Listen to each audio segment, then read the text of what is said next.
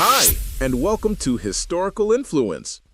Here, we explore amazing stories of people and events that shaped our history. Join us to learn, discover, and get inspired by the past in a fun and engaging way. History remembers Catherine the Great, Catherine II, as Russia's longest reigning female leader. She came to power after overthrowing her husband, Peter III, and ruled the Russian Empire for 34 years, from 1762 to 1796. During her long reign, Catherine left behind a remarkable legacy of progress and modernization, transforming what much of Europe viewed as a feudal, backward behemoth into one of the great powers of Europe. Heavily influenced by the Enlightenment, she championed the arts and education. Historians credit her with expanding Russian borders to include strategic economic seaports, westernizing the country both politically and economically, and presiding over a renaissance of culture and sciences. Yet, despite her immense political and cultural achievements, Catherine remains notorious today for her personal life, specifically her long string of palace lovers. She became the victim of endless sexual myths and notorious misogynistic legends. The most persistent myth is the lurid tale that she died while engaging in a sex act with a horse. This story, often perpetuated by her enemies, is entirely false. Catherine the Great, in reality, died quietly after suffering a stroke. The woman known to history as Catherine the Great was neither Russian nor named Catherine at birth. She was born Princess Sophie Augusta Frederica von Anhalt-Zerbst in Stettin, Prussia, on May 2, 1729. Her father was a minor Prussian prince, but her mother's well-regarded bloodlines gave Sophie numerous marital prospects. For small German princely families, an advantageous marriage was key to advancing their interests, and Sophie was groomed throughout her childhood to marry a powerful ruler. In 1744, at the age of 15, Sophie received an invitation to Russia from Tsarina Elizabeth, a daughter of Peter the Great, who was seeking a bride for her nephew and chosen heir, the Grand Duke Peter. Peter was Sophie's second cousin. Sophie immediately began working to ingratiate herself with Elizabeth, learning the Russian language zealously. She adopted a policy to do whatever was necessary and to profess to believe whatever was required of her to become qualified to wear the crown. Her father, a devout German Lutheran, opposed his daughter's conversion. Nevertheless, on June 28, 1744, she joined the Russian Orthodox Church, taking the new name Ekaterina, Catherine Alexeyevna. She was named after Catherine I, the mother of Elizabeth and the grandmother of Peter III. The dynastic marriage to Peter took place on August 21, 1745. However, the marriage was unsuccessful from the start. Peter III was deemed immature, and the marriage was not consummated for years. Imported to produce an heir, 8 years passed without a child. Desperately unhappy, both Catherine and Peter began extramarital affairs. Catherine began a liaison with Russian military officer Sergei Saltykov, who many gossips believed fathered her eldest son Paul, born in 1554. Catherine hinted in her memoirs that Saltykov was Paul's father, although later historians dispute this claim. It is widely believed that none of her 3 additional children were fathered by Peter III.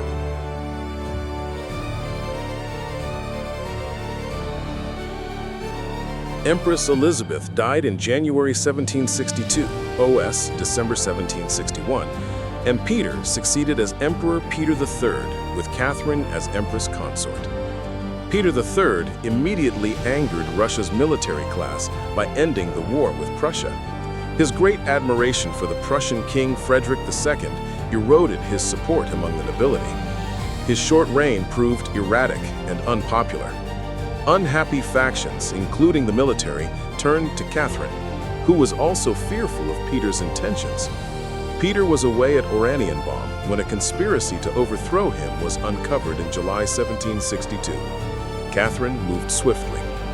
On the night of July 8, 1762, OS June 27, 1762, Catherine was alerted to the conspiracy's discovery. The next day, July 9, she departed for the Izmailovsky Regiment, gaining the support of the most powerful military regiment and arranging for her husband's arrest.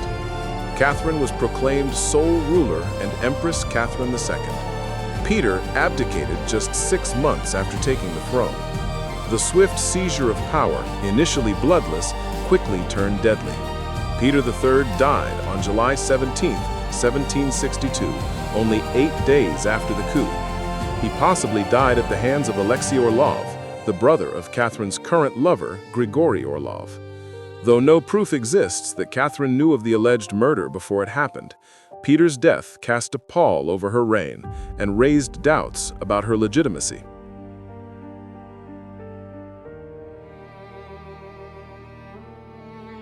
Upon seizing the throne, Catherine quickly sought recognition as an enlightened sovereign. She embraced the ideals of the Enlightenment, seeking to modernize Russia along Western European lines. Catherine was an avid reader and corresponded for 15 years with Enlightenment philosophers such as Voltaire, whom she called a lifelong correspondence. She sought to recruit leading intellectuals and scientists to Russia, including Leonhard Euler and Peter Simon Pallas. She also acquired Voltaire's entire collection of books after his death. She even proposed to Denis Diderot that he complete the famous French Encyclopédie in Russia under her protection. In 1766, Catherine attempted to embody these philosophical principles in law. She convened the Grand Commission, an assembly of 652 representatives from all classes except the serfs, to discuss the needs of the empire. For this assembly, she prepared her Instructions for the Guidance of the Assembly, known as the Nakaz, candidly admitting that she had pillaged ideas from Western European philosophers, particularly Montesquieu and Cesare Beccaria. However, her efforts at governmental reform were often bogged down by Russia's vast bureaucracy. Many of her democratic principles frightened her more moderate advisors, and the commission was dissolved after over 200 sittings without moving beyond theory. Despite setbacks, she implemented reforms, issuing the Statute for the Administration of the Provinces, 1775, which divided Russia into 50 provinces and nearly 500 districts to improve efficient governance.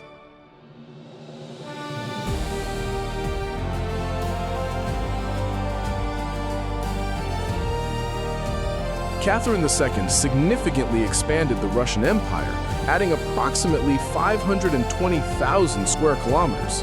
Her territorial gains were primarily at the expense of two major powers, the Ottoman Empire and the Polish-Lithuanian Commonwealth.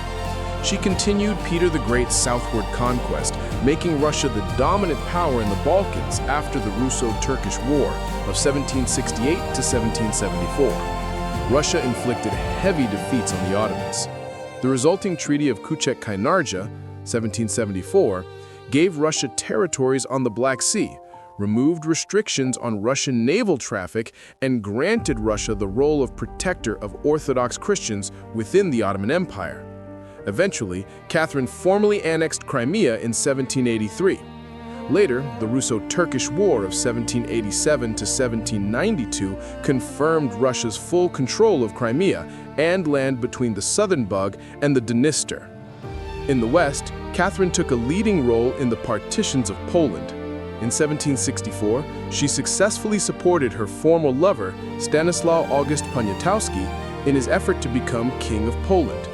Though Catherine intended him to be a mere puppet to Russian interests, Poniatowski pursued reforms aimed at strengthening Poland's independence. This souring bond led Russia to lead the effort to dissolve the Polish-Lithuanian Commonwealth. Through three partitions, 1772, 1793, and 1795, Russia gained the largest share of Polish territories. After the third partition in 1795, Poland ceased to exist as an independent nation. Internally, Catherine faced over a dozen uprisings. The most significant threat was Pugachev's rebellion, 1773 to 1775, led by Emilian Pugachev, a former army officer who claimed to be the deposed Peter III. This rebellion drew thousands of supporters, primarily armed Cossacks and peasants, rebelling against the harsh socioeconomic conditions of the lowest class, the serfs. Catherine responded with massive military force, leading to Pugachev's capture and public execution in January 1775.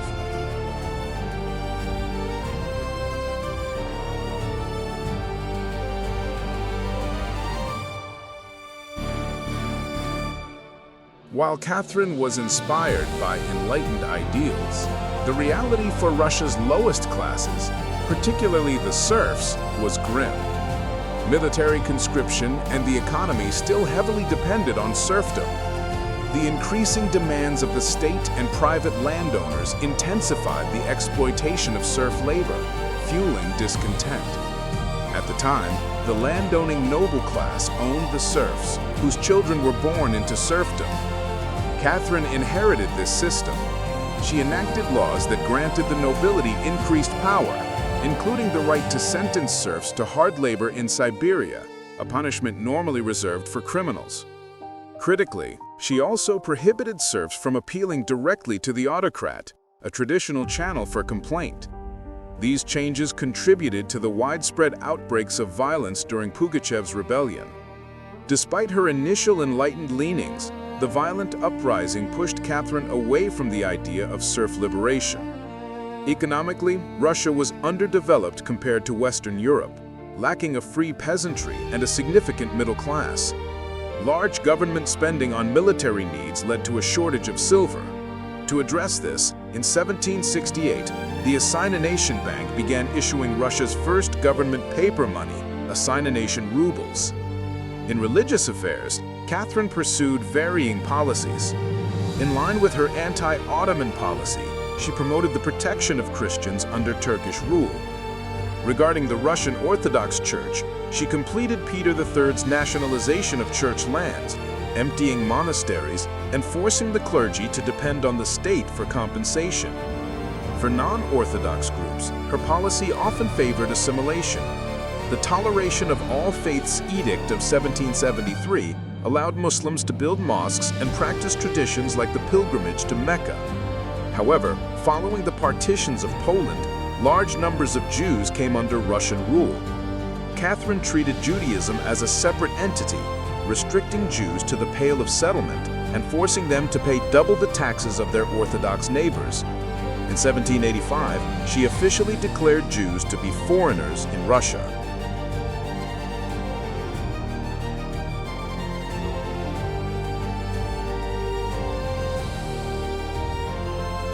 Catherine was famous for her lovers, of whom historians estimate she had between 12 and 22 during her long life. However, she was known as a serial monogamist, rarely having more than one partner at a time, with most relationships lasting for more than 2 years. She was famously loyal and generous, giving her lovers immense rewards, including titles, land, palaces, and even serfs. One former paramour received over 1,000 serfs. Her early lover, Stanislaw Poniatowski, became King of Poland. Grigory Orlov, the father of her illegitimate son Alexei Bobrinsky, was instrumental in the 1762 coup. Later, Grigory Potemkin became her greatest love and a powerful partner. Their relationship, beginning around 1774, evolved into a loving, open relationship.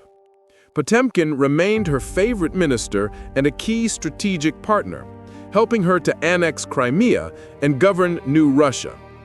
Potemkin died in 1791, leaving Catherine broken. Catherine's personal life was dramatically intertwined with the issue of succession. She had a famously stormy relationship with her eldest son, Paul. Fearful that Paul would be an incompetent ruler, she kept him away from state affairs. Catherine considered bypassing Paul entirely, taking control of the upbringing of Paul's sons and planning to name Alexander, her eldest grandson, as her heir. It is believed she intended to make this official in late 1796, but died before she could do so. Catherine suffered a stroke on November 16, 1796, OS November 5th. She fell into a coma and died the following evening, November 17, 1796, at the age of 67.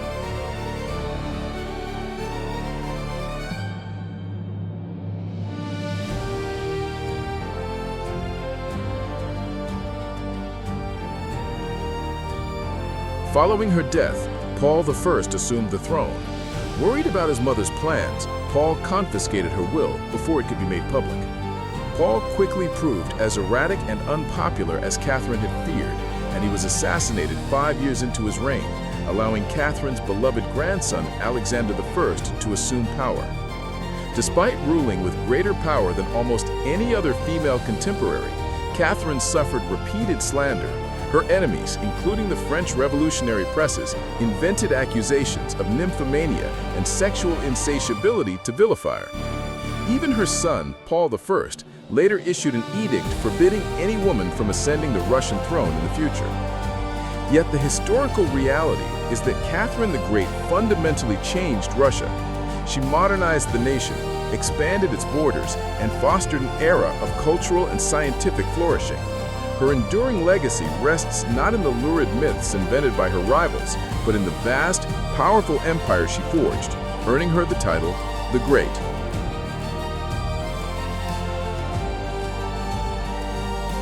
Share your thoughts in the comments, and don't forget to subscribe for more stories that shaped our world.